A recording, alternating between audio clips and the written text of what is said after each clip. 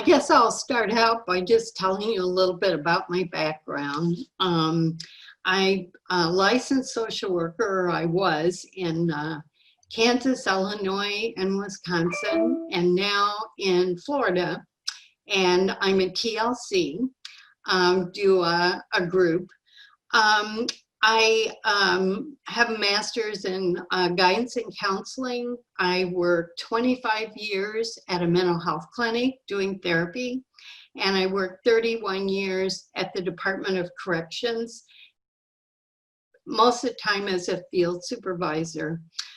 Just to give you a little about my DV background, I was on the Justice Committee for the Governor's Council for 25 years. They said I was the longest reigning member on that committee. I did 2 judges trainings for domestic violence, a training for officers, co-authored the Domestic Violence Handbook for Agents. I used to present at Marquette and University of Wisconsin Law Schools for a couple of years. I did presentations, and I was a psychiatric social worker in Chicago for 5 years. So, and my main claim to fame is having lunch with Jeffrey Dahmer in the prison. So with that, I'll turn it over to John to introduce himself. And thank you, Elaine. My name is John Phillips. I'm a licensed social worker, licensed in the state of Pennsylvania. My background is around 15 years doing public administration and about 20 years plus doing primarily clinical services, both in a public mental health center and also in a private clinic. And my last assignment was really doing batterers treatment. We had a program in Pottsville, Pennsylvania. It was referred to as the Abuse Intervention Services Program. And I did that for about 8 years before and after my retirement. And I believe the reason I was asked to be one of the presenters today is primarily because of that experience. And we'll talk more about that as we go through. But I appreciate everyone's interest in the subject. I think Elaine and I have something that's pretty worthwhile to talk about, something you all need to be thinking about. So we hope you enjoy the presentation today. If we can go to the next slide, Bonnie, I'll go through what we have planned. So for today, our objectives, one, to present a brief history of domestic violence in America. And I must say it's a fairly brief history indeed.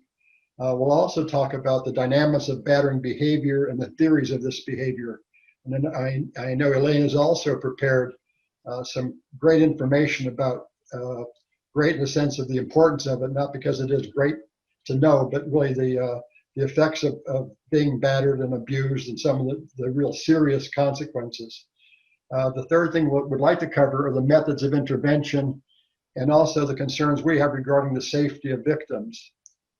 As this field began to unfold, different methods of therapy were tried, and psychotherapy, and we'll talk about how we moved away from that and got into more psychoeducational programming.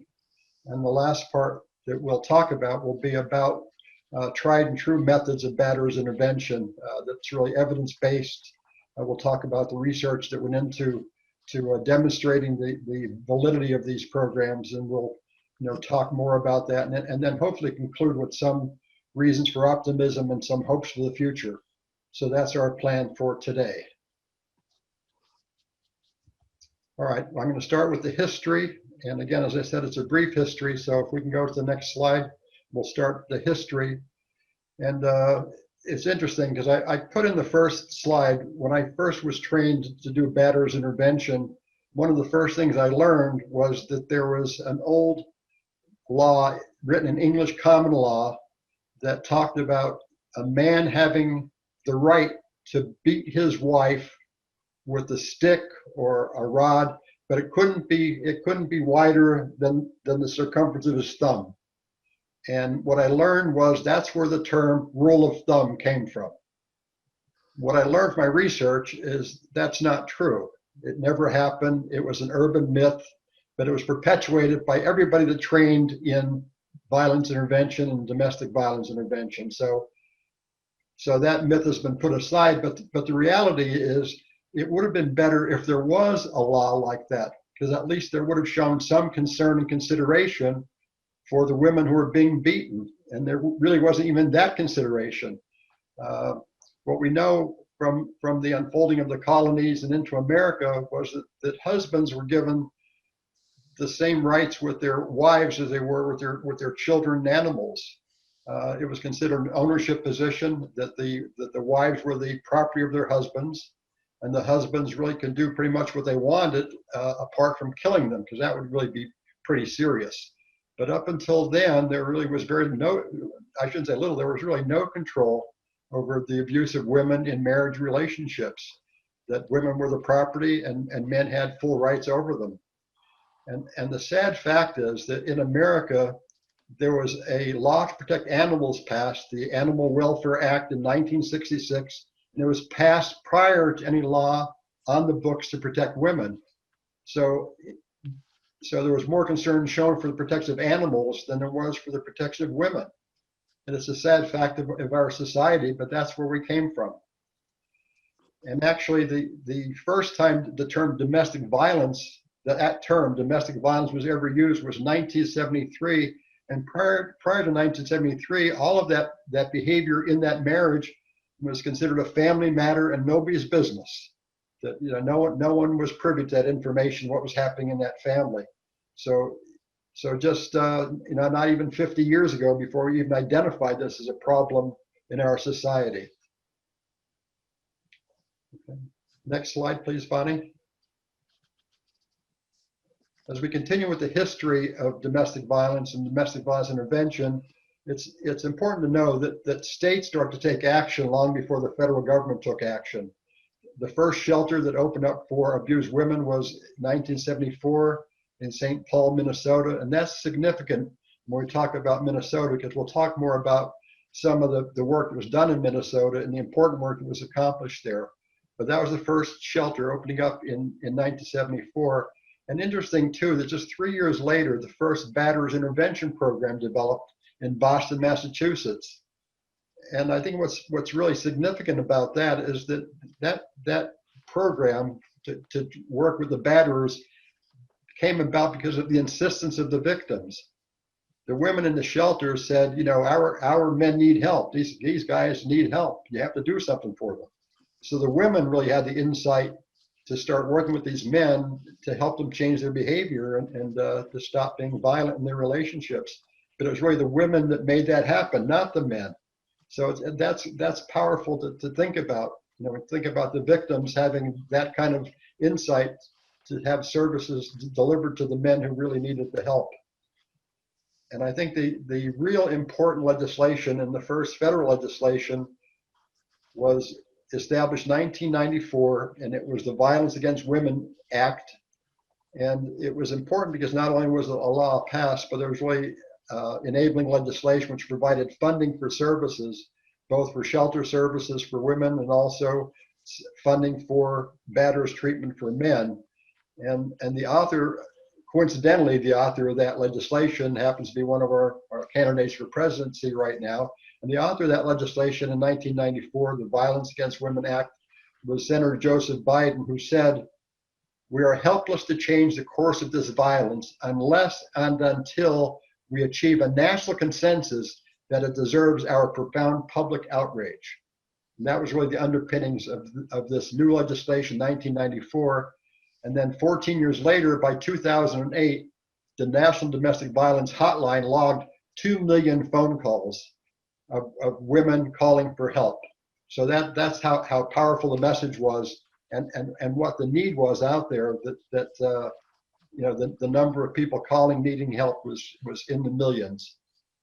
And that's pretty much the brief history of the development of batterers treatment services, and as well as women's shelter services.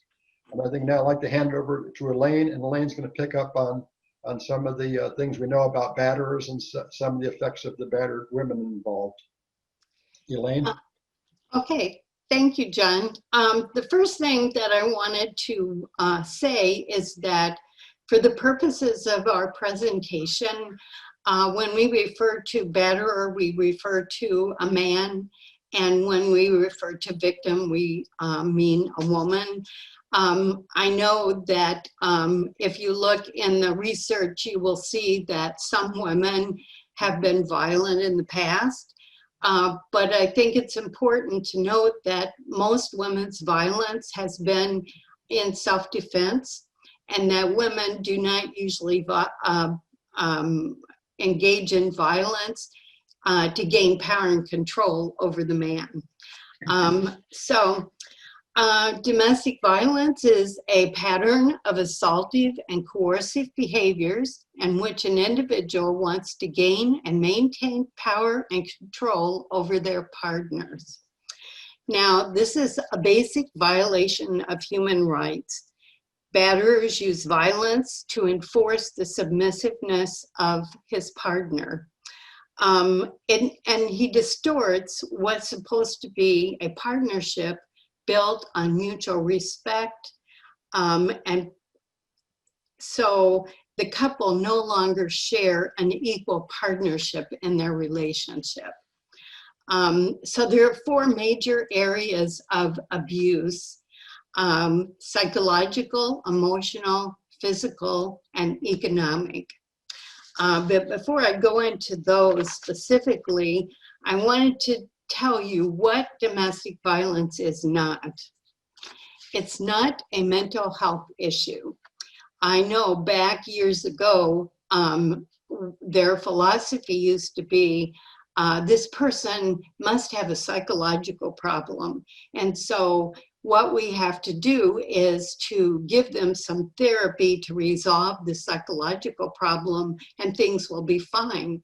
But what happened is that when they did work with the man as far as individual therapy, his abuse still continued. It didn't resolve the issue of the marital violence. So if batterers don't change their beliefs, then they should be held accountable for their violence. So batterers' behavior is inconsistent with profiles of mental illness. And I do know that through my experience of dealing with them for about 31 years, is that it was very rare to have someone who actually had a mental illness diagnosed. Fewer batterers have clinical disorders, and when mental health treatment is given, the focus is on their problem, not their problem of abuse of the victim. And so what can happen with mental health treatment is that they can use this counseling against the victim. They can come home and say, the counselor said, you know, if you didn't do this, I wouldn't have to beat you. And so actually, sometimes it can be counterproductive for them to even have individual therapy at the time before they have a chance at regular batterers treatment. Now, the result of alcohol or drug abuse. I think what we used to say is, we used to say that alcohol is only fuel to the fire that's already there. And so there's no real causal correlation between drug and alcohol use and the batterer using his violence on his victim. Treatment for alcoholism will not cure domestic violence. You will just have a sober batterer. My experience was that I would see offenders come on supervision and they would have battered their significant other, and the alcohol treatment people would say, well, you know, they have to complete this alcohol treatment. And the batterers program people would say, yes, they have to complete alcohol treatment before they can do this program. Well, what would happen is that they would have an incident where they would go to prison or jail in the middle of the alcohol treatment. And they kept coming back out having not completed the alcohol treatment, but never having batterers treatment. So I said, look, this is enough. What we're going to do is we're going to say, yes, you go into drug and alcohol treatment, but you're going to go into this batterers treatment. And as long as you're not drunk or high when you're in group, you can come to treatment and you can learn something. And so from that point on, after a few years of seeing them never getting the group treatment that might be helpful, I decided that was it for finishing, because alcohol treatment could be a year or two. And so many of these offenders are not going to go a year or two before they have another offense or before they batter someone again. So anger management. Domestic violence is not an anger management issue. He is not out of control. Because if it were truly an anger problem, he wouldn't choose who he was going to batter. He doesn't batter his boss. He doesn't batter his friends. He chooses to batter her for the power and control of her. And so if it were truly an anger problem and, oh, I just lost it and I'm out of control, then you know, anger management might work, but the problem is it's not an anger issue. Actually, he can also control whose possessions he breaks. So when you can choose what it is you're doing when you're angry, then you do have some presence of mind to have made a choice. And you didn't just lose it. The other problem with anger management treatment is that they teach things like timeouts. And so the batterer, he would say, okay, well, I'm going to take a timeout now. So he goes off and here she is sitting at home and thinking, is he going to talk to himself and get himself into a more angry rage state when he comes back? What is he going to be like when he comes back? And so the timeouts could also be a problem with domestic violence. I used to attend the judges' meetings in our county, and I finally convinced the judges to stop ordering anger management because I had to sit down with the head judge and I said, you know, I told him how anger management wasn't the recommended thing, and that worked out pretty well because then he started recommending domestic violence treatment. Also, the batterers follow their own internal rules. They sometimes don't leave visible marks on the victim, and also they don't batter her when anyone else is around. And so these are reasons where it also is an anger issue. The last thing is a couples problem. Some people say, well, let's order family therapy. Let's get them because, you know, if she didn't do this, maybe she wouldn't trigger him. Well, it's not a family problem. It's his problem of abusive behavior. It's a crime and it's not caused by her behavior. In fact, couples counseling is very dangerous for the victim of domestic violence. You can be in a counseling session with this batterer, and if you don't say the right thing or you say something he doesn't like, then when you get home, he can take it out on you by battering. And I have heard of that happening before. So I know that it's you know, it could really happen. Also, she doesn't have the ability to confront him about any issues, to say what she needs to say to him, because she always has to be on her guard. And I think it's important to know that batterers have their own little secret language of communicating with her. They have a look, they have a tapping on the table, they have a way of communicating that none of the rest of us would know. And that is giving her a message. You better not say any more or there'll be a problem. So I think it's also important to say something about the cycle of violence. Back years ago, they used to say, domestic violence, there's a cycle of violence. The batterer, over time, things build up and then he explodes. And then there's this honeymoon phase where he brings her flowers and everything is good. Well, the problem with the cycle of violence that they found from getting this information from the women is that his violence is not predictable. It can be random. It can be suddenly when nothing is happening, and isn't necessarily a buildup of tension within him. And the second part of this, the honeymoon phase, the women tell us that the honeymoon phase is like sitting with a big sandbag over your head. And at any time, somebody could cut the string and it could come crashing down on you. And so the tension during the honeymoon phase, it's not so much the great happy time that it was presented in the cycle of violence. So let's see. The men believe they're entitled to control their wives. Okay, this is the power and control wheel. And I know I had mentioned there were 4 main areas of domestic violence. The physical violence, which is strangles, punishes, drives reckless, spits on her, shoves her, shakes her, tries to strangle her, attacks her with weapons.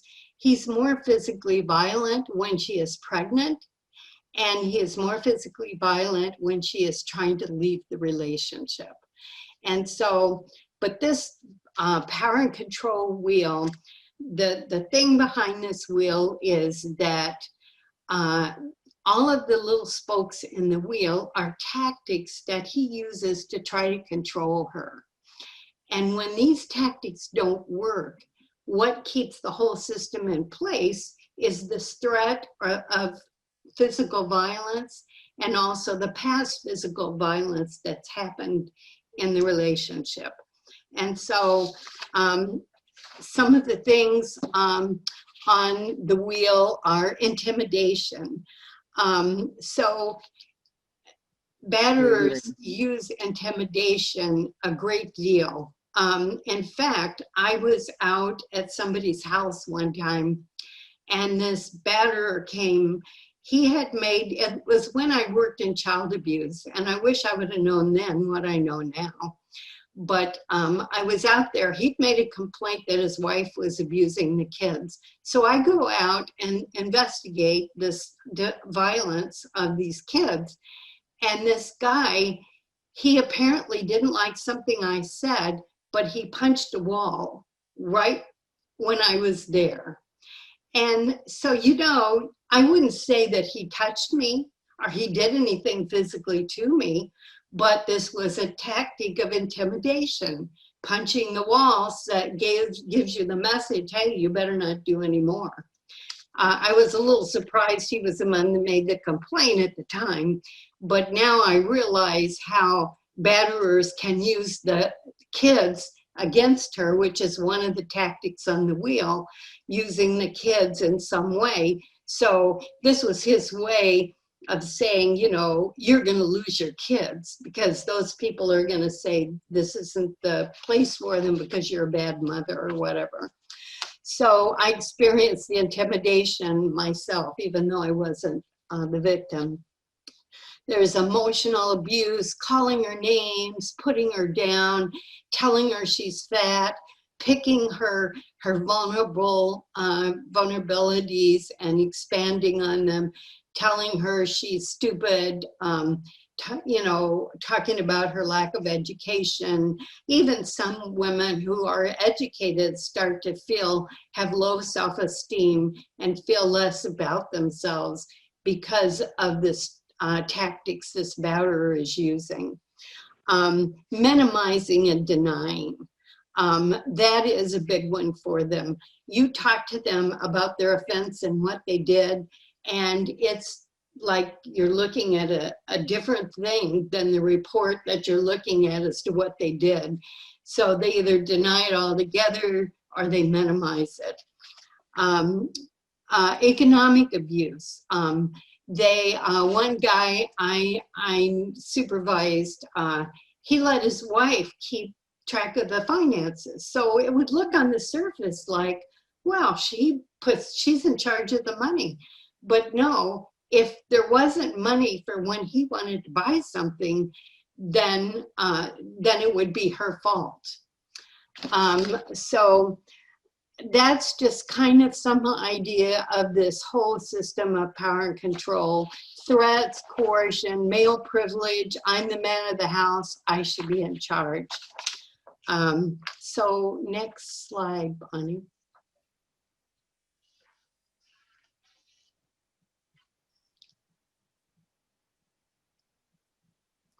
Okay, so even though this presentation is focusing on the batterers, I think we would be very neglectful if we didn't at least say a little something about these victims that are in this situation.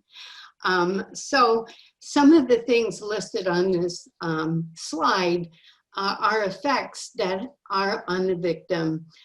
She has great fear. She's isolated. He actually does contribute to this, her feeling isolated, because she really is isolated. He doesn't want her to see her family. He doesn't want her to see her friends. And he basically makes it so that she's isolated and only with him. She has low self-esteem, lack of self-respect. This can be trauma. She could have PTSD, depression. Actually, I had one woman, victim of a case I had, who was heavily into drugs.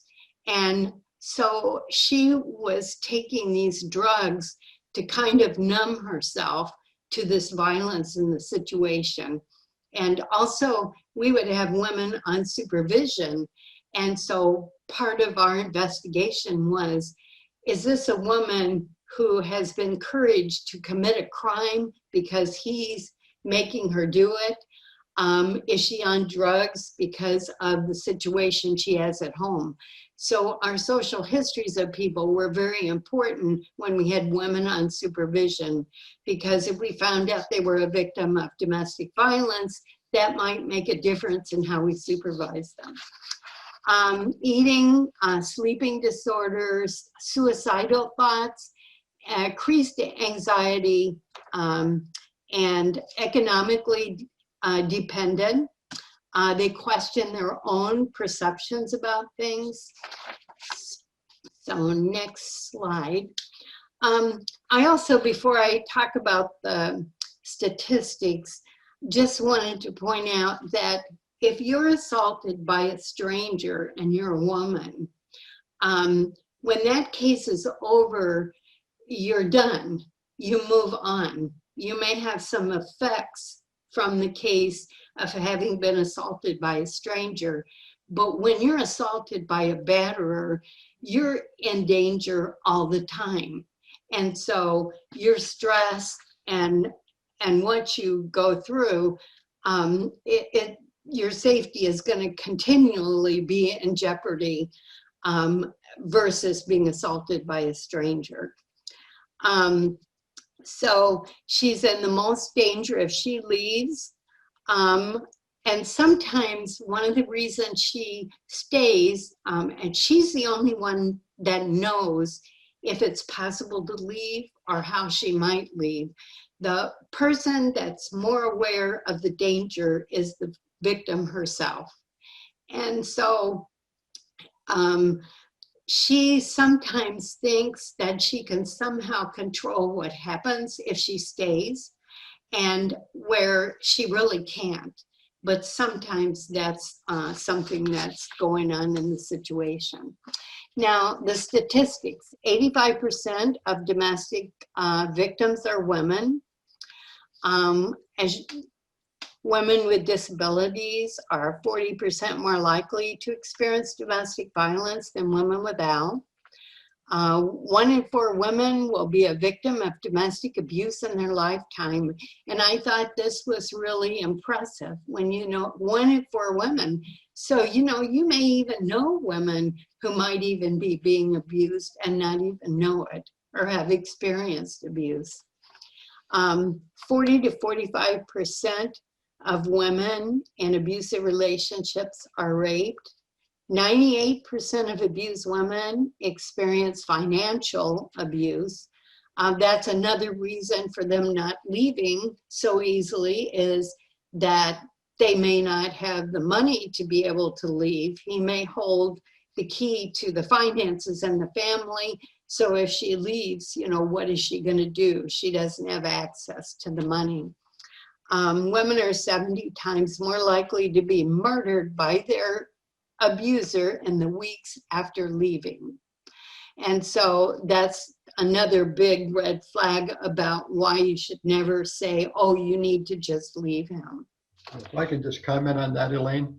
Mm-hmm. I think it's one of the most important parts of statistics here, because very often what we hear is that, you know, a woman's been abused, she's filed her protection from abuse order, and the man left the house, and so now she has her PFA in hand and she's safe. It's important to realize that PFA does not provide safety. And that's when that man really needs to be worked with, because for an abusive man, when that PFA is ordered, it's the first time probably that he realizes he no longer has control over that woman and she's making independent decisions. And that plays into his mind that this is truly the loss of that love object. This is the end of it now. And Right. that's when abuse can go from abuse to lethality.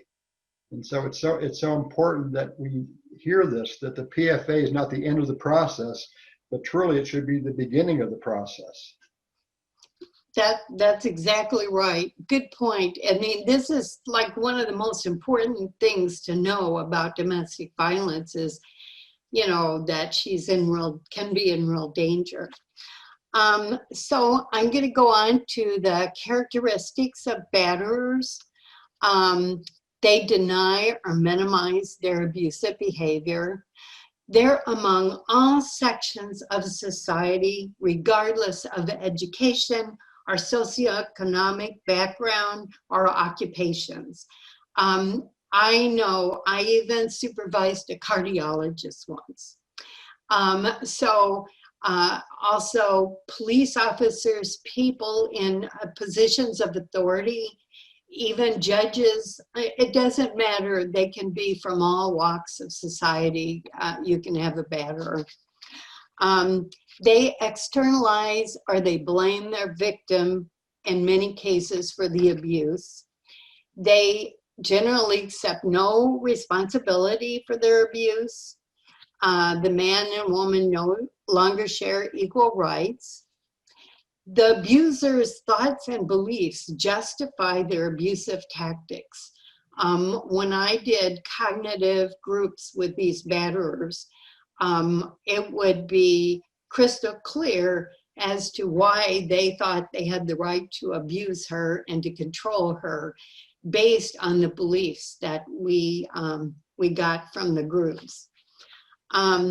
Surveillance and stalking. This is a big behavior that batterers do. And the thing, I am going to go into a few more details about stalking though, so I'll say that for then. They're very charming and likable sometimes. They're like a Dr. Jekyll, Mr. Hyde. It's like sometimes they're friends, and you know, when they have a court case or something, you get all these letters from the community, from the pastor and from people saying, oh, he couldn't have done this. This isn't him. He's just such a nice guy. And so they can present this image to the rest of the world while battering her at home. And people are surprised to find that out. Jealousy, they accuse their mates of affairs. And that, we had that when we did groups. We had jealousy was a big issue for many of them because they always thought that she was probably having an affair with someone. They're more violent, I think I mentioned, when she's pregnant, and they blame others for their actions. So next slide, Bonnie. So when I was doing the more recent research for the domestic violence handbooks for agents, I did find a lot of research that said that typologies of batterers was very important. They believed that there were characteristics of batterers that were different from like this group of batterers than this group of batterers. And they thought if there are different characteristics of these batterers, maybe they should have different treatment instead of having the one size fits all thing. And so researchers like Edward Gondoff, Kevin Hamburger, Amy Holtzwitz, Stewart, these people all did these research on trying to pin down, they did studies trying to pin down and there's certain characteristics to put batterers in certain categories.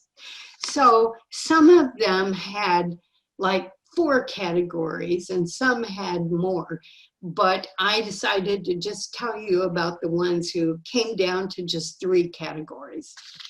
Now the first one is family only. This is the type of batterer who tends to only abuse his wife or girlfriend. He doesn't have much violence outside of the home that he's displayed. He is less likely to engage in any other violence or to have related legal problems. He evidenced little psychopathology and either no personality disorders or a passive aggressive dependent personality. He is least likely to have been abused as a child. The other thing is he has low levels of general anger and depression and jealousy. Maybe half of the time he batters, he's used alcohol before he's battered. And he tends to seek marital counseling. He tends to say he's the least impulsive of the other categories of batterers. And he may be somebody that maybe you might never hear about. There might just be one disorderly conduct on his record for his battering, and that might be it. Then the second type is the dysphoric borderline batterer. And the borderline people have unstable moods that are depressed and emotionally volatile. This is the kind of person that we used to call the casework control guy because we had different categories of offenders and ways of supervising them. And this guy might have a DUI, he might have, he avoided social activities and interacting with others. He would be the kind of batterer that's most likely to harass the victim, to stalk her, and also to humiliate her. And he's at highest risk to kill his wife or girlfriend. He sees himself as part of her, or her as part of him.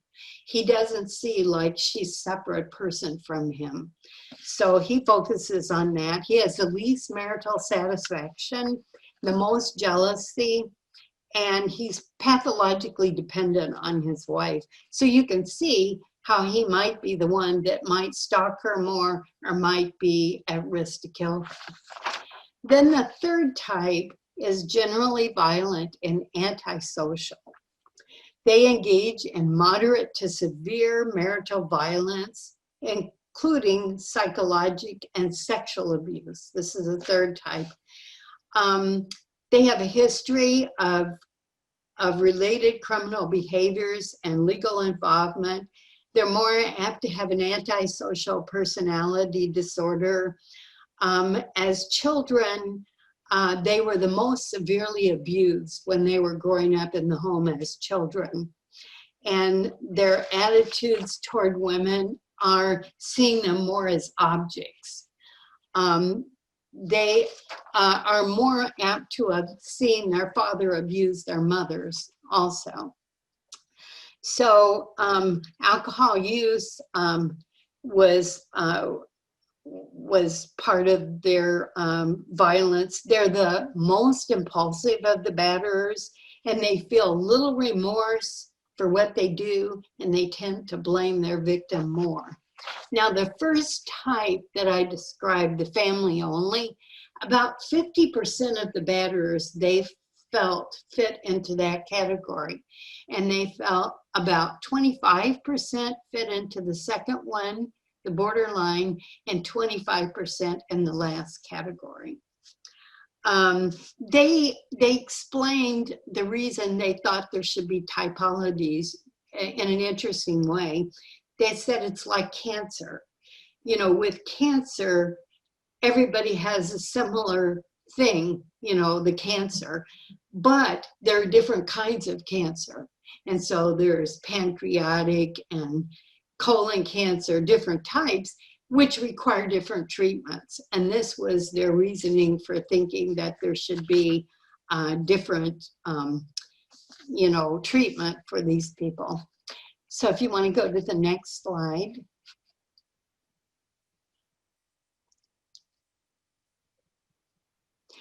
Okay, now I pulled out the stalking of one of the things that the batterers do, because I think it's really important to talk and to learn more about stalking.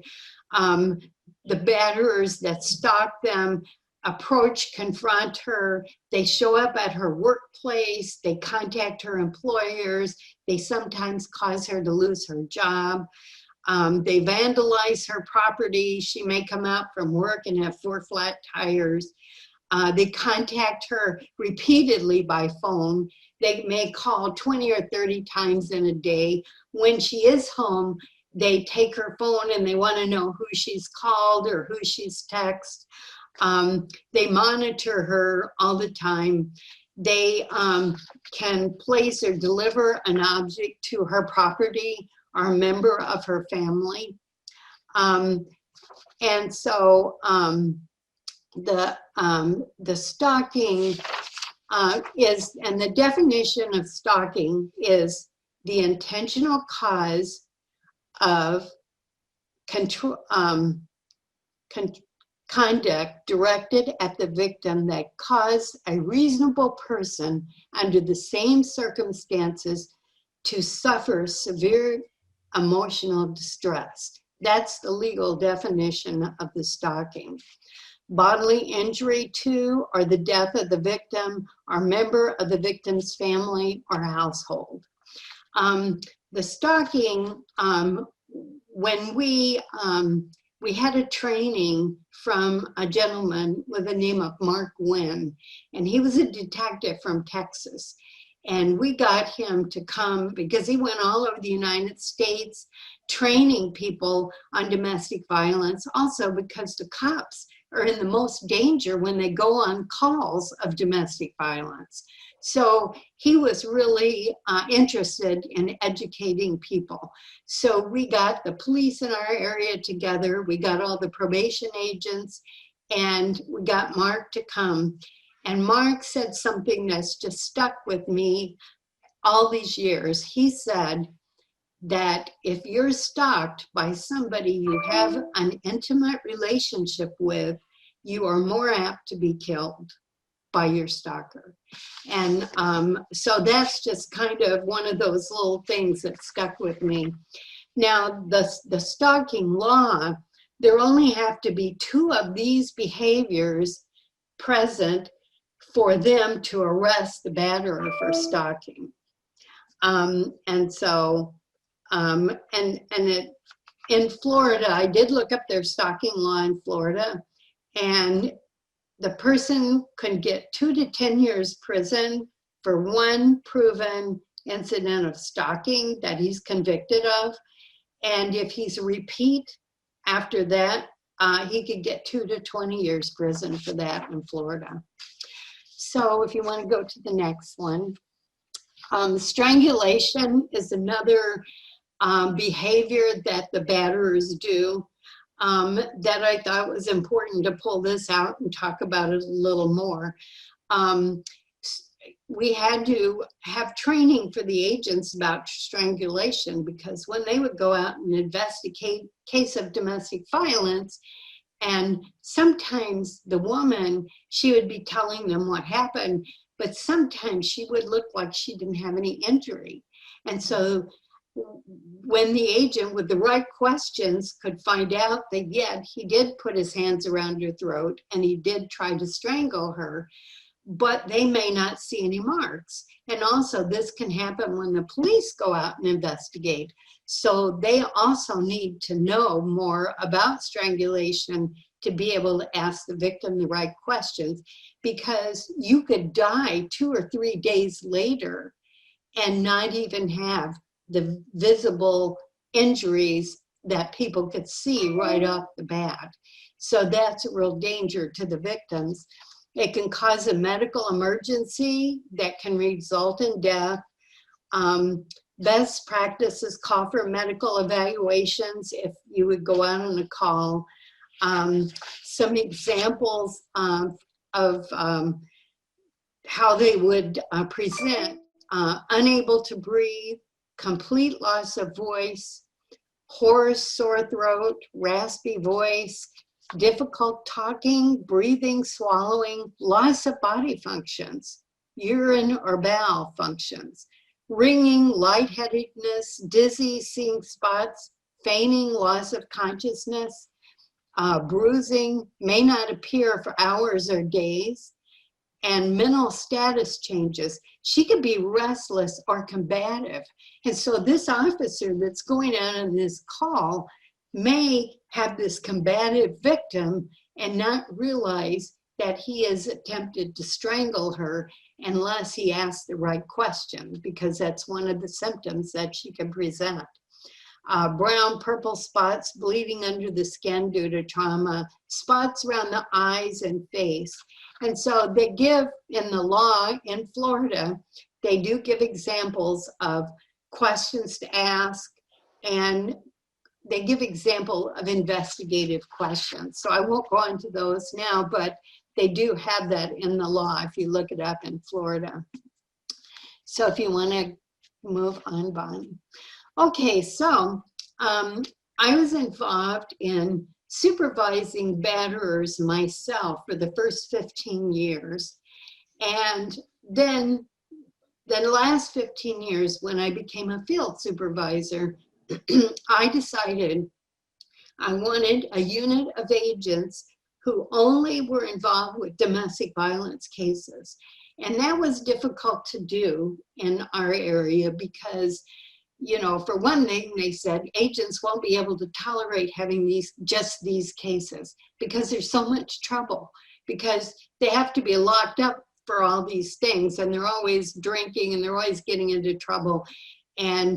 But I did have about 4 agents who wanted to specialize in domestic violence. So we would have rules, and in Wisconsin, I want to say that we had a lot more power in probation and parole than they have in Florida. In Florida, they separate probation from parole. And so in Wisconsin, we could make a rule, and if they broke this rule, we could have them locked up just for breaking the rule. So if they had contact with the victim and they were on a no contact rule, if they didn't show up for treatment, we could have them in jail. And whenever we would have somebody locked up in jail, there wouldn't be anybody else that could get them out. Their attorneys couldn't get them out. A judge couldn't get them out. The only person who could release them would be my agent and I after we had a conference. And so we did have a lot more control over these batterers. We also decided that we wanted to have court reviews. And so there are, in Milwaukee especially, they had court reviews on a regular basis because they had like a project there. But we decided we wanted to do that. So we would bring this guy in front of the judge after he was on supervision for about 3 months, and he would have to tell the judge if he wasn't going to batterers treatment. He would have to explain to the judge if he was drinking and he wasn't following his rules. And so we had the power of the court behind us at all times. And also, whenever we made a rule, if we also had a court order with the same rule, then that made it more significant. Because if the court also ordered it on his order and we made it on our rules, it made it a lot more powerful. We would have home visits and we would have searches. So we wanted to be sure that there weren't any batterers who had guns at home. And I never will forget the time we decided to do a search of this one guy's house. He lived out on a farm. There was a big farmhouse. There was a shed. There was a barn. And we had to search all of these things looking because we had gotten a tip that he had hidden guns. So the police would go with us on the search. And the police were only there for our protection. They could not search. So we were the only ones that had the authority to go in and the authority to search. So it was interesting because the police would have some idea of where something might be. So they would motion, like, look over there. And so it was really kind of neat that, they were providing us some help, but not, it was really our search. So home visits, we had to do home visits every month. And so when we would go on a home visit, with most cases, our purpose was to see the offender. But in domestic violence cases, we didn't want to see him. We wanted to see her. But we didn't want to see her with him. And invariably, when you would schedule this home visit, I don't care if he was supposed to be at work or wherever he was supposed to be, he was always there. So we had to get pretty sneaky and tricky about it. And what we had to do is we had to say, oh, we were in the area and I had another home visit in this area. So I thought I'd just stop by and see how you're doing. And so when we would see her alone, when we first got the case, we would bring her a copy of the power and control wheel. And we would go over with the tactics and see, does he do any of these tactics? And most of the time, they would be amazed. They would say, yeah, he does this, this, and this. And so we were able to at least make some contact with her and be able to know a little bit more. We tried to gear every decision we made with her safety in mind. So, and the offender, he knew that we had to do home visits. And so we'd just say, oh, we were in the area, so we just stopped by. Sorry, I missed you. I tell you what, you can just come in my office tomorrow and that'll be fine. It's okay that you weren't there. So the other thing is we would have, we could revoke their supervision. If they had a new battering incident or they violated their rules, we could take them to a revocation hearing and we would be opposite a defense attorney. So the agent would have to be like the prosecutor in these hearings and the defense attorney would defend the batterer. And so that was very tricky. I actually got more people to waive their revocations so that in 9 years, I didn't have to take somebody to a hearing because I always got them to just waive and just go serve jail or prison or whatever. So it's kind of outsmarting the offenders, I guess. So in Florida, the agents don't do investigations of violations. If the batterer supposedly batters someone or he's out there doing something, they can't investigate. They have to send everything to the state's attorney. Well, I think that is a terrible system because, you know, if you've got to send everything to the state's attorney, then he decides, well, was this an illegal violation? Or, you know, did he break the law and is it a new case? Well, in our situation, we could just revoke him for drinking on his no drink rule if he usually battered her when he drank. Now, many times we might not want to revoke him. We might just want to go in and give him a little jail time and keep him on supervision. Because if he only was going to serve jail time when he was revoked, then he would be out of our system and we couldn't watch him anymore. So we would decide sometimes we're just going to keep him on and then we'll just send him to jail for a penalty and then he'll be back out and we'll still be in his life. So then also, next slide, I thought it was important to show you about predominant aggressor. When they made the mandatory arrest law, there were victims and batterers both being arrested. Whenever the officer would go out, he didn't know what was going on. He would just arrest both of them. Well, that was not good for victims.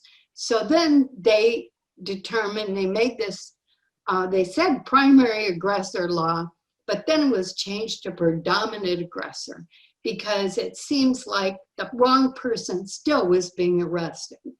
So the officers have certain things that they have to address in order to know which person to arrest.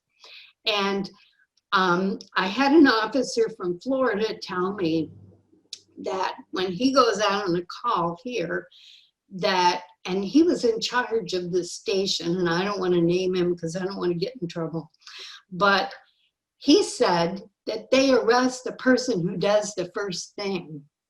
So I said, you mean to tell me that if this woman pushes him and then he takes her and he tries to strangle her and he throws her down on the bed and he beats her, who are you going to arrest? Well, I'm going to arrest her because she started it. Now, I looked at the Florida law. The Florida law does not say that. The Florida law has all of these different things that they need to address. The threat, the background of the situation of the people, if there have been any prior violence acts, history of violent crimes, prior calls to them, protection orders. So there are all of these things that they have to address in order to decide who is the one who should be arrested. They should consider the intent of the law to protect victims, the degree of injury or fear on the persons involved. Who is fearful? Who is the person who is most afraid in the situation? The history of domestic violence, if that can be obtained, and did either party act in self-defense? And when the officers investigate wounds, they can determine self-defensive wounds versus offensive wounds. So they do have a method of being able to know who was doing what in self-defense. So we want to go on here. So I just would say a little bit about treatment.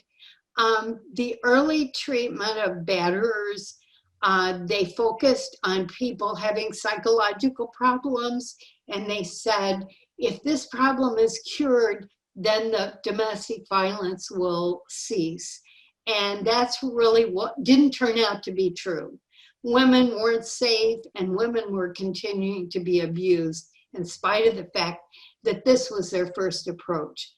And so then they started putting men in groups, and they found that they had better success. Now, when I was a supervisor, I learned about Duluth, and I won't go into details about it because John's going to tell you about Duluth since he's the guru on Duluth here. But then I also was trained by Jack Bush from Vermont in cognitive restructuring. And we called the group CSC, Cognitive Self-Change. And I decided that agents supervise people by having them report in, did you drink? Did you see your victim? Did you have any new offenses? You ask them these questions and they're on their way. And I said, we might as well have a drive-up window. I think this is a waste of time to be supervising batterers by just asking questions and sending them on their way. I mean, what are they? They minimize and deny. What are they going to tell us? So I decided that I would use Duluth as a foundation, and I would put my cognitive restructuring techniques in the Duluth program. And I would have 15 of my offenders come at one time, which was time effective, because I'm seeing 15 people in an hour and a half versus one person for every half an hour. And I had my cognitive restructuring group. I had the head of the Japanese probation and parole come in and sat in on our group because we were kind of a new thing. Agents didn't really supervise people that way. And so it was very, I really believe that this was effective. I had fewer violations with these people.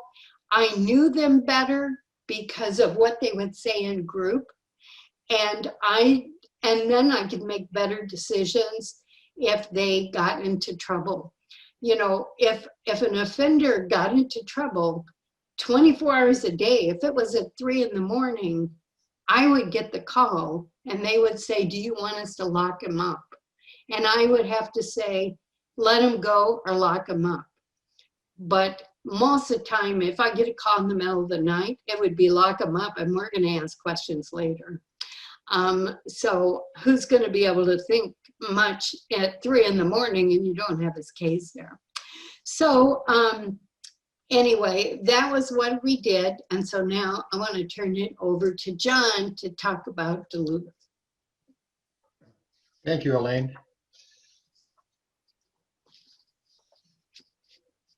We can go to the next slide, please, Bonnie.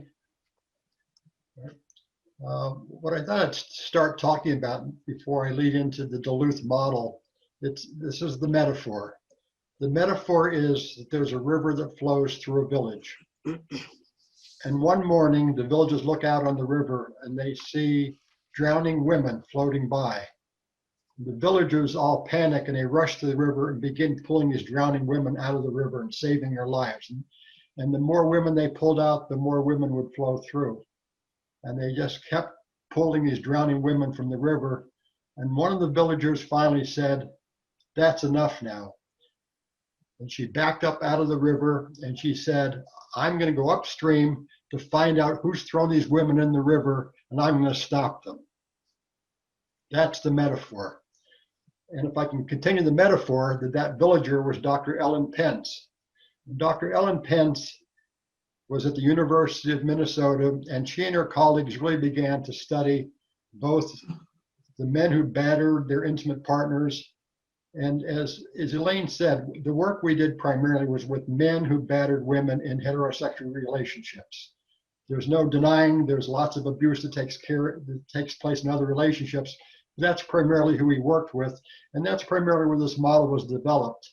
And so Dr. Ellen Pence and her colleagues, through their studies of the men and the women, determined, and again, Dr. Ellen Pence was an activist and a feminist, and what they determined from their work was that the reason for domestic violence, for men battering their women, was primarily because the men believed they had power and control.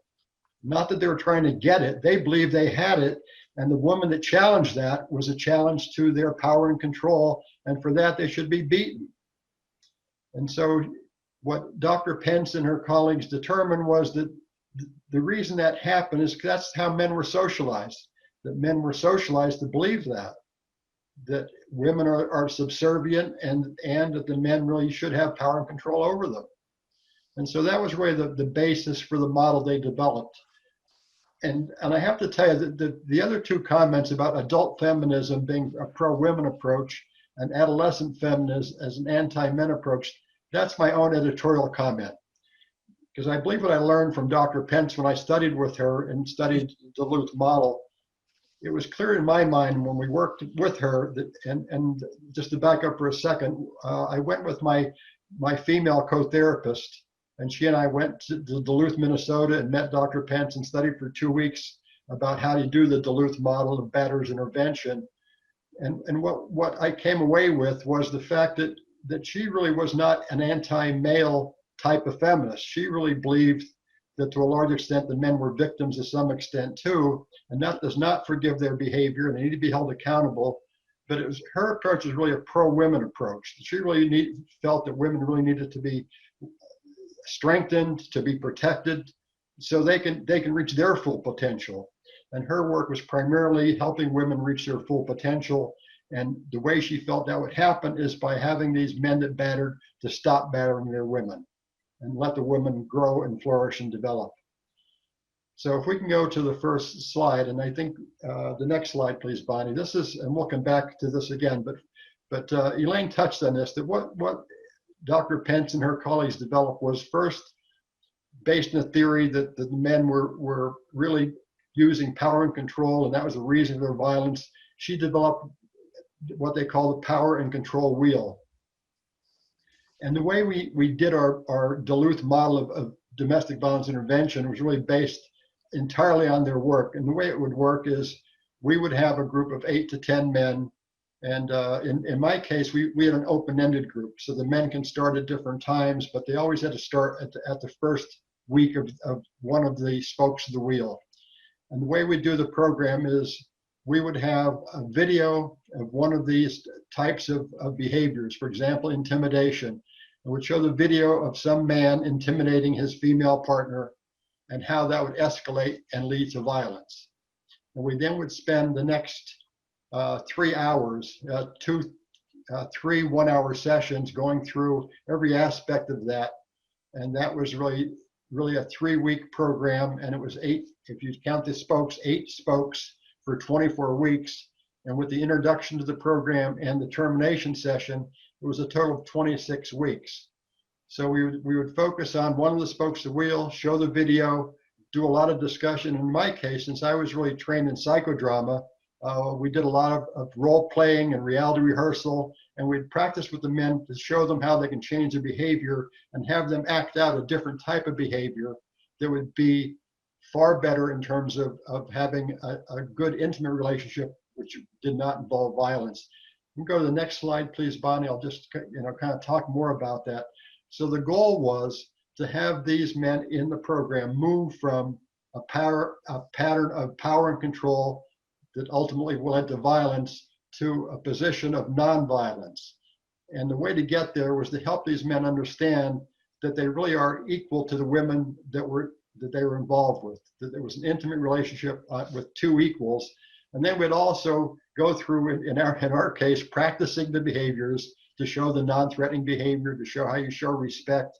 And would do role plays, would give homework assignments, and the men would have to practice doing these things to show that they really could, first of all, learn a better way of being with their intimate partner and really a better way of living. But I think something Elaine said before, which is really critical, is this was not a prison diversion program. this is not in lieu of prison. When a man was referred to come to our Batterers intervention program, the men were on probation. Their attending the program was a condition of their probation, which meant if they didn't come for the program, they went back to jail again. So again, these men were really required by the courts to come to the program. And initially, when I started doing the Batterers intervention, I thought that this is not going to work. You know, anybody forced into treatment is not going to benefit from the treatment.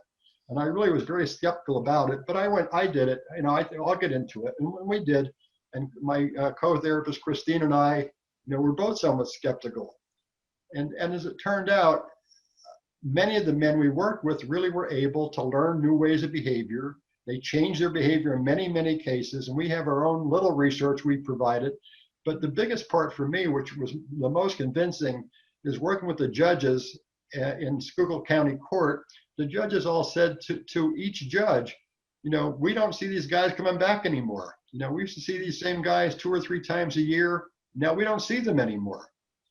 And so as far as the judges were concerned, these men were changing their behavior. This program was working, and that really led to a lot more referrals coming into the program from the courts. And it was always as a condition of their probation. They were guilty of being abusive and being violent. And if they didn't come to the program, it was a violation, and they'd have to get back to jail again. And so they really were coerced into coming. And I was absolutely surprised to see how well so many men did, given it was a mandatory program.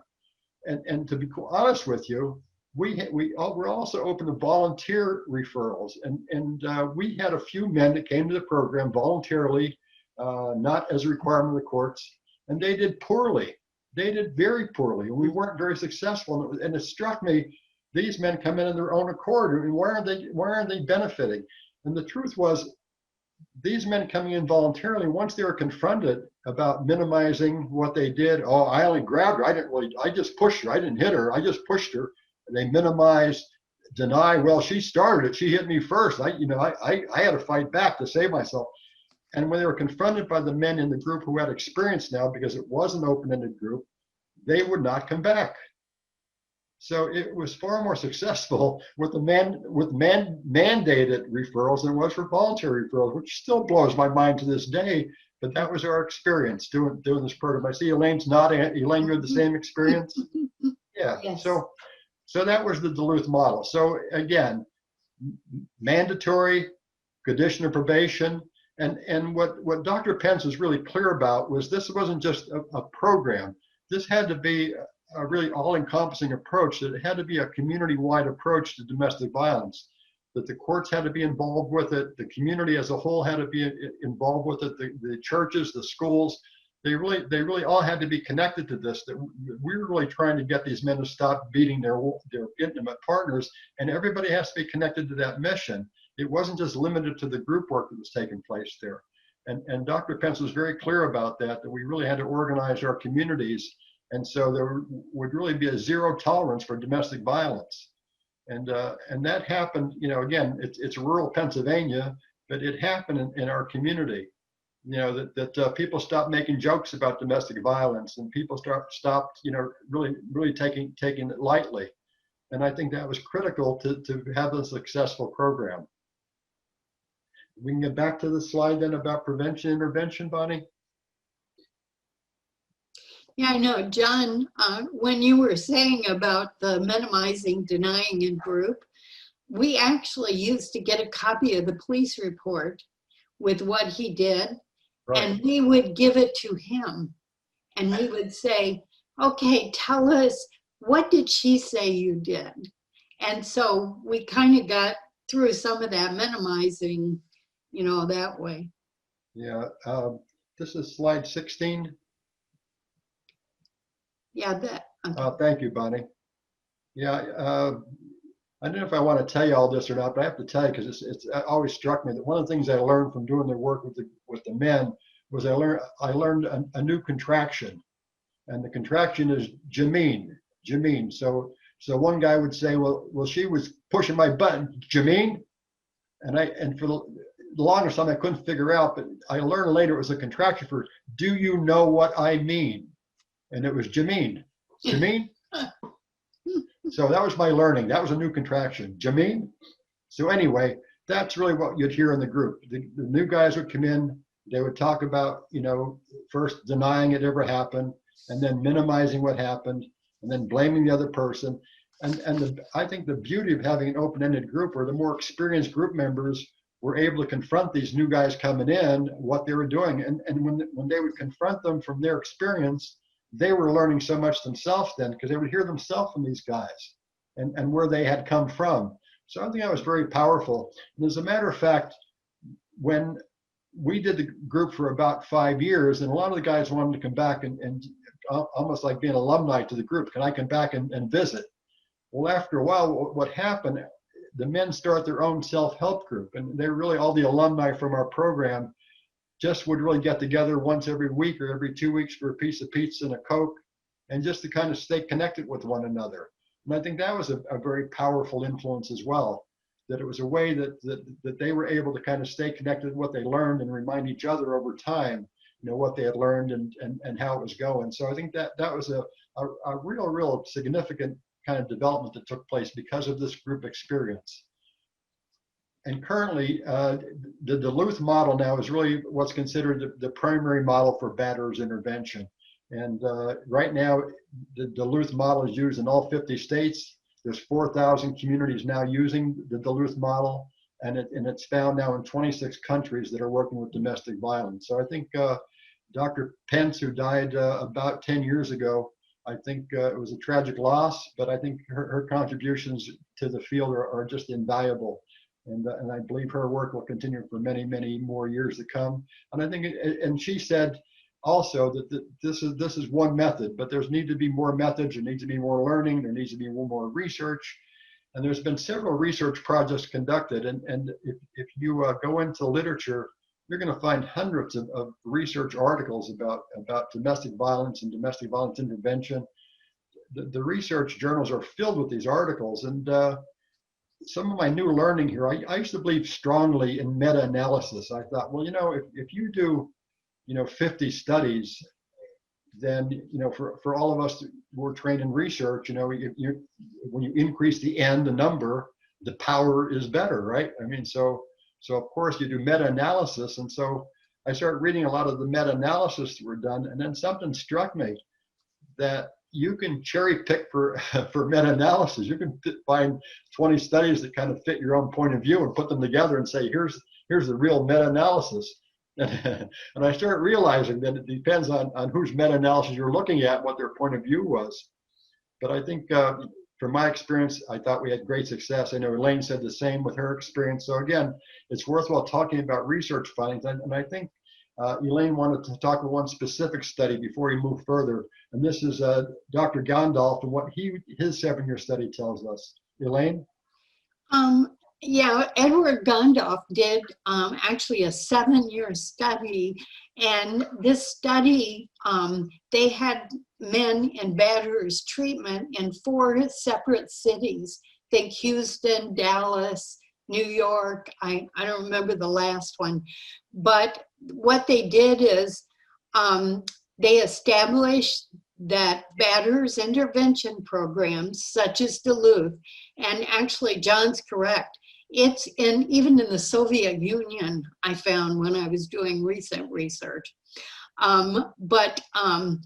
When you have an established batterer intervention program with enforcement from the courts, it contributed to a substantial decline in reassaults.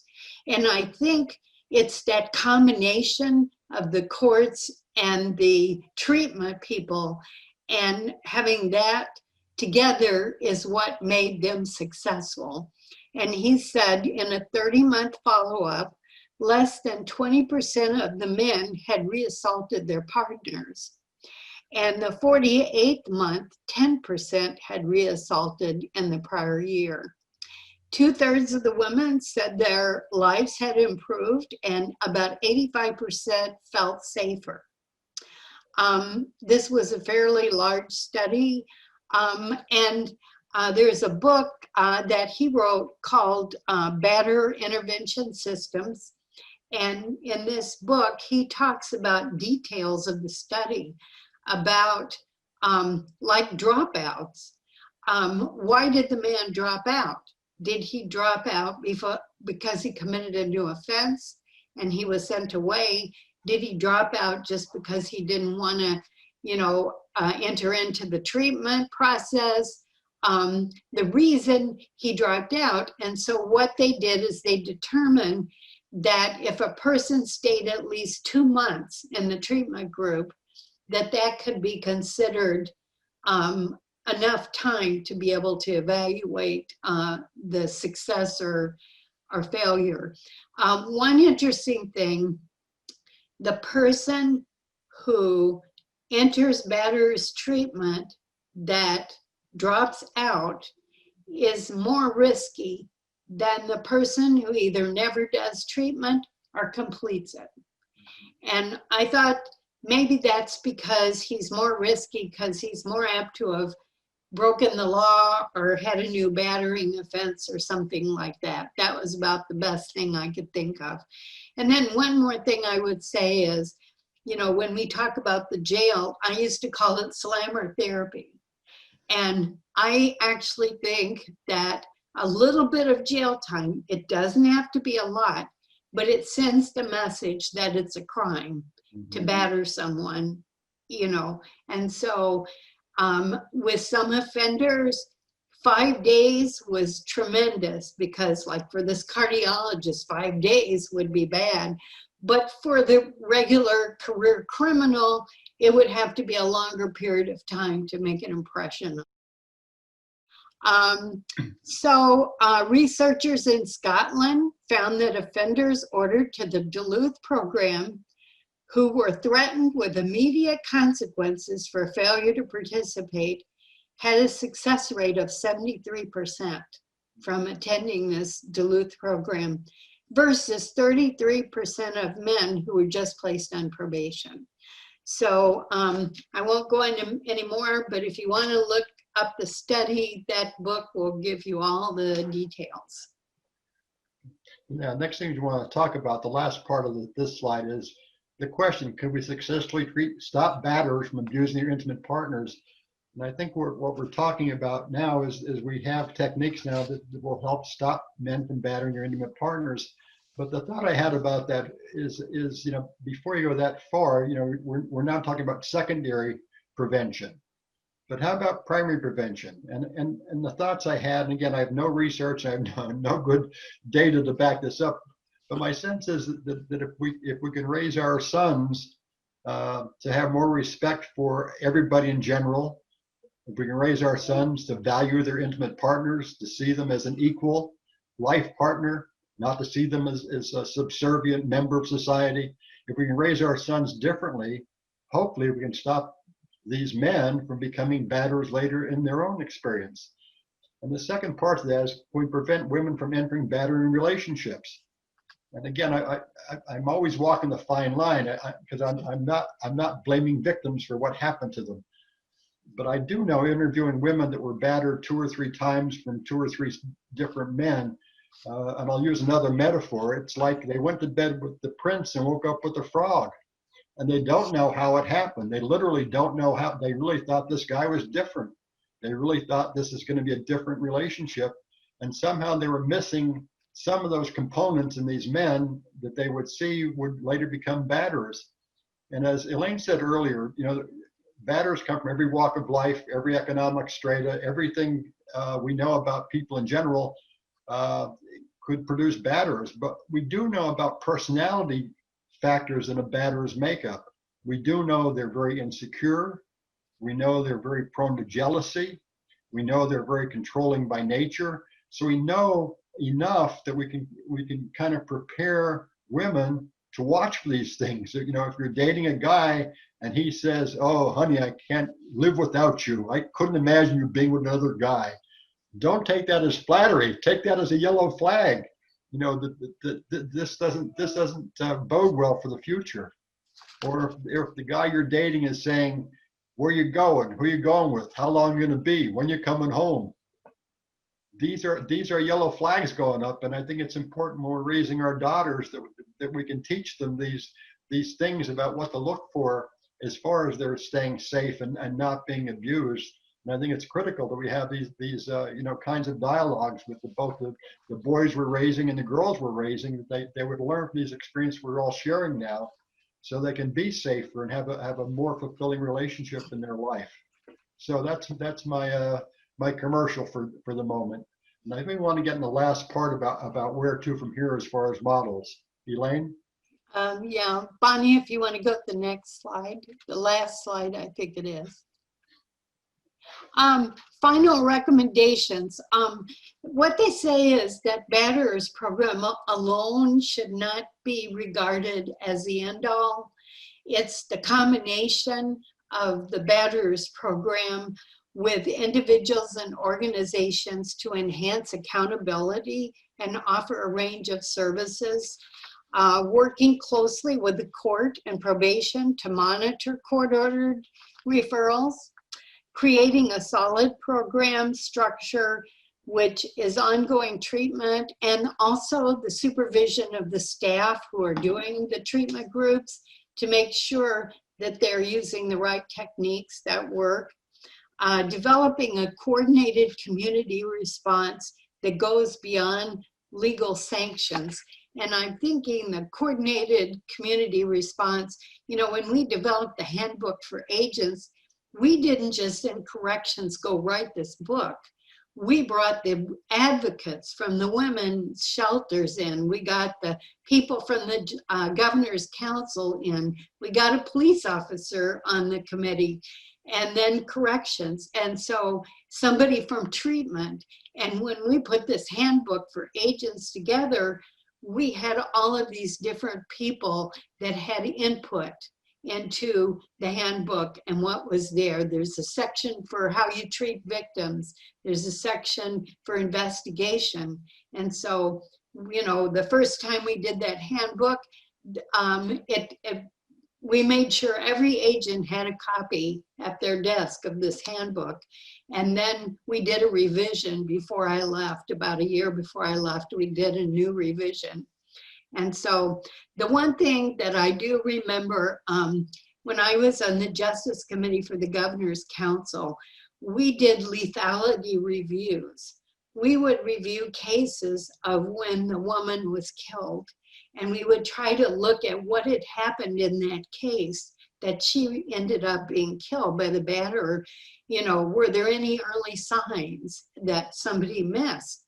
And it was about the time that they wanted in our department, they wanted us to fill out these forms to determine the level of supervision for different offenders. But what I learned in this review was there was only one call about this man, and he was depressed or suicidal or something. There were no other calls on it, and all of a sudden he kills her. And so we decided then that there's no kind of checklist or anything that's going to determine this. And so we continued to supervise them at a maximum level of supervision if they had any history of domestic violence.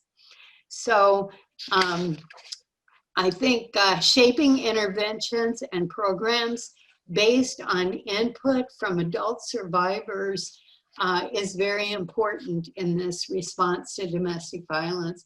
And then you want to talk a little bit about facilitators, John? I do.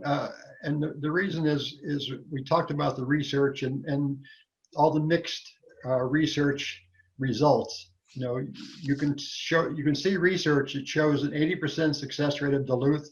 Then you can read research that says a 5% success rate with Duluth. And so, the question was, why the big differences between the study results? And one of the things that struck me, and Elaine and I talked about it, is how do you do your work? How do you do your work as a facilitator in a group or as a psychotherapist? And I was reminded, one of the things I did in my career was I taught social work practice courses for Temple University.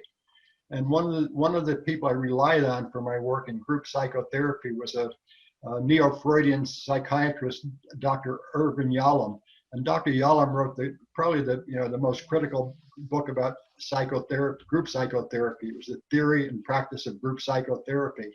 And Dr. Yalom did lots of research. And one of the things he wanted to research He wanted to see what was the most effective method of psychotherapy. That was his goal. So he studied psychoanalysis and behavioral psychology and humanistic psychology and client-centered psychology and psychotherapy. And what he found was you couldn't find a successful method of treatment. But what he found was what made the critical difference with success and failure was the facilitator and the nature of facilitator. And what he learned from the research was that if a therapist or group facilitator can get across two major areas, one, that you help the client find meaning of their life and the meaning in their life, and if you can show you really care about them and what happens to them, you're probably going to have a successful practice, regardless of what type of therapy you do. Doesn't matter if it's behavioral psychology, psychoanalysis. What was the most important factor was the therapist being able to get across to the client the meaning of their life and that they care about the person. And I think that was my experience doing the Batterers intervention. I really worked hard to get those two messages across to the men we worked with. And I really do believe that makes a critical difference in the interventions we provide to the people that need our help, that we really have to be change agents by instilling these two values.